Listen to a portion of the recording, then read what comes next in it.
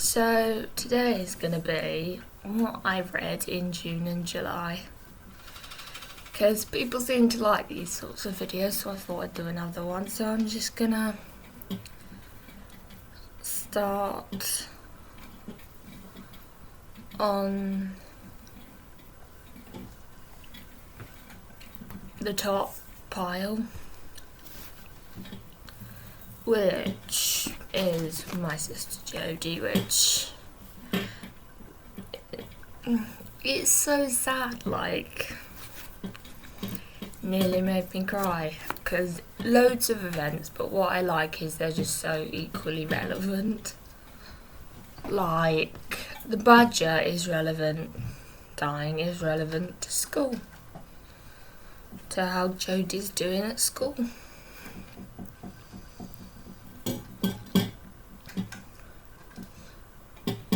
The chapters before Pearl's party, which is chapter 15, which is chapter 12, 13 and 14, are all relevant to chapter 15. Chapter 1, chapter 2, chapter 3 and chapter 4 are relevant because it's all to do with moving. So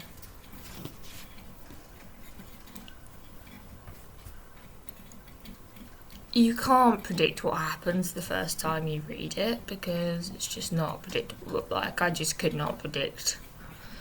Unless you kind of read the blurbs, but I will read it for you. Pearl and Jodie are sisters.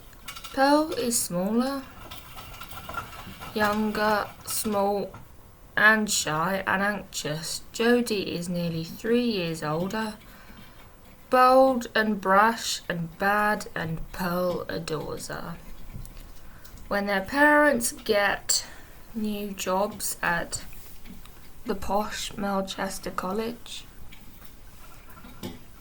the girls are suddenly thrust into a new life. In their new home, things seem different. Jodie has always been the leader, but now it's Pearl who's making friends. Jodie doesn't fit in with the snooty teenagers in her class and just seems to be getting into more and more trouble. Maybe Pearl doesn't need Jodie as much as she used to, but Jodie needs her, and when the school fireworks night comes around and a tragic event occurs, Pearl realises quite how much she does need her big sister. I'm obviously not going to tell you what the tragic event is.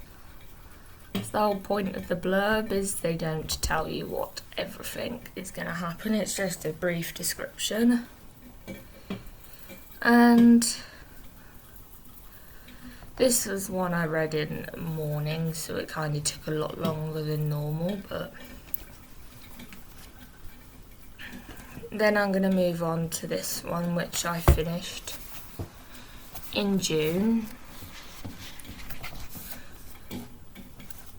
One thing was clear and certain, that at all costs he was going home to his owner, home to his own beloved master. The Hunter children must go abroad for the summer, so they reluctantly leave their 3 pets in care of friends. But the faithful animals only know that they must get home again somehow. So the Labrador, the old bull terrier, and the dainty Siamese cat set off on a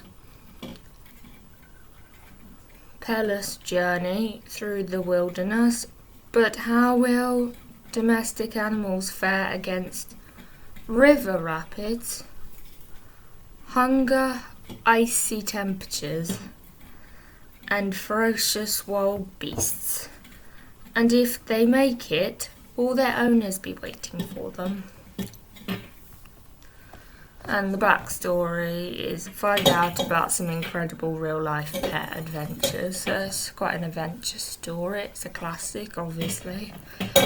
I love how it's written, like,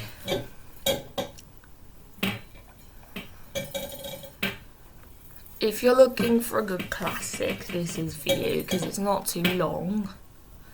So beautifully written. The author isn't alive because I read that in the back of the book.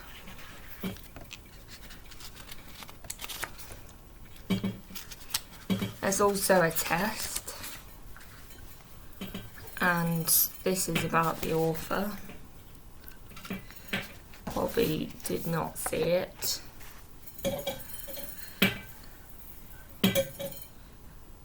This book's also not as heavy as some classics, like maybe even The Great Gatsby, but they're kind of very beautifully written classic nonetheless. Some other books I've read, which I'm not going to go into too much detail, not because I want this video to be too short, but they're like very similar. Like the first, which I need to go get this book because I didn't get the book I need, so let me go get it and I'll tell you the title. Oh, sorry.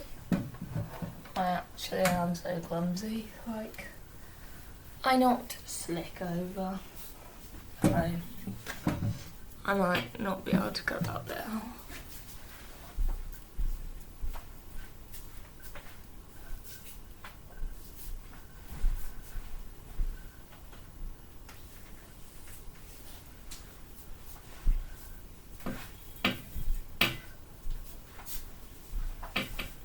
Do you ever do really stupid things? Like knock stuff over?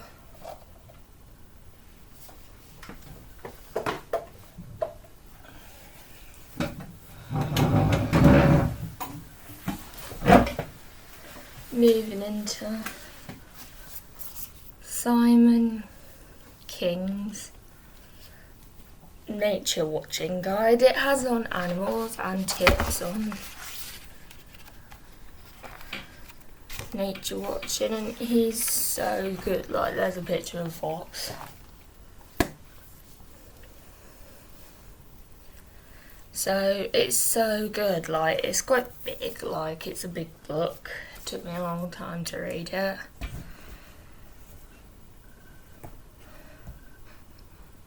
And then I moved on to something else I hadn't read. This one's The Collins Guide to British Birds. This is good for a beginner. Like, it has more birds than some bird books I started on, but this is like the real starter one. So I would say, because it's got just British birds, but it has quite a bit of information, so. Oh, these ducks are white, so this one sends my exposure crazy. Because I look really pale in these pictures, in this video I mean. Because I've got like loads of... Then I moved on to a bigger one, like an even bigger one next. Called Birds of Britain and Europe by the RSPB, which is just basically a guide to birds of Europe and birds of Britain, and it's actually very useful. Like, the text layout's very good. Like, it's not overwhelming amounts of text, like, it's very easy to read. Like, I would read it quite often. Like, and I just sit there reading it like this quite a lot. And be trying to see how many birds I could get through, and I didn't read it quickly because this book's not a quick read. Like, some of them are quite quick reads, and I just missed another book out. So that I sort of went on to next.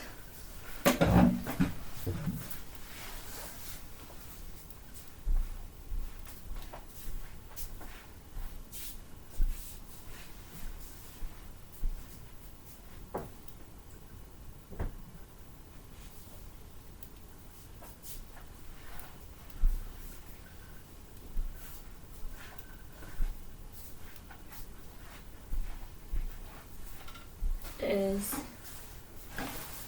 The Frightened Kitten. The frightened kitten is Mandy is determined to provide the perfect home for her beautiful tortoiseshell kitten, Biscuit. She spends all her time with the new arrival, playing and giving her cuddles, and she is sure the lively kitten will love exploring the garden too. Before long, Biscuit is old enough to go outside, but little does she know that the neighbours' two big tomcats see the garden as their territory. Together, the mean cats do their best to scare her off. Soon, poor Biscuit is too terrified to go out at all. It's most of her time hidden away. Will Mandy ever find a way to help? Again, it's such a sad book, because it has a happy ending, but it's really sad throughout.